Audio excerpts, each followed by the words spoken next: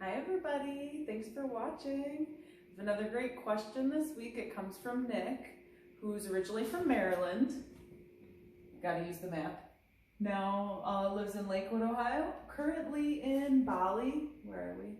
Bali, Indonesia, on honeymoon. So Nick asked a great question. How do I calculate how much I should save per month? Which I love the question, and the standard answer, if you just Google it, look online, it's gonna say 20%. I think that's been a rule, kind of a standard for a while.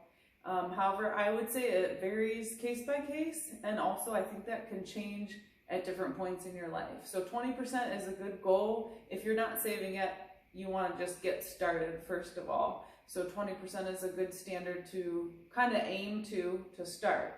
And online, most of the time when they say saving 20%, they're talking about your retirement and emergency fund and all your other savings combined. However, I actually like to set separate goals, even though they're all kind of, involved and tied together, but I like to set separate goals for retirement and then for savings. And then if I have a specific savings goal, for example, saving for a trip, you can even set up a separate account or just, a part of an account if your bank lets you do that and, kind of just set that money off to the side so it's not going to be touched. One thing obviously you want to take advantage of, free money. People always talk about free money.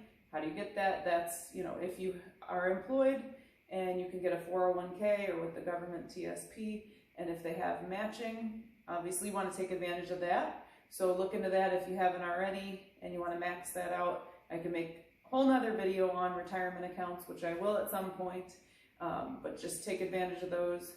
That's money that, is going to help you get to 20% without you having to take it from your income. So as an example, if you put in 5% and the company matches a straight 5%, that's great. You're already at 10%. If 20% sounds completely unreasonable, I would say just start somewhere. If you feel like, okay, I'll try $50 a month, or I'll try 5% or 10%, get started, but set yourself a goal to readdress that and look at that budget again, maybe 3 months from now or 6 months from now, and see when you can kind of step that up to increase and try and reach that 20%. With that said, the calculations online say it would actually take you 41 years to get to retirement if you're saving 20%, and that's, assuming a 5% average annual return. Hopefully you do better than that with your investments over time for retirement, but I don't know. To me, 41 years actually sounds like too long to make the savings goal. So I would say try and maybe make 20% your retirement savings goal and make another savings account and try and, get that started 5%, 10%, see how you can build that up. Obviously, these things are going to change over time if you just had a kid or you've lost a job.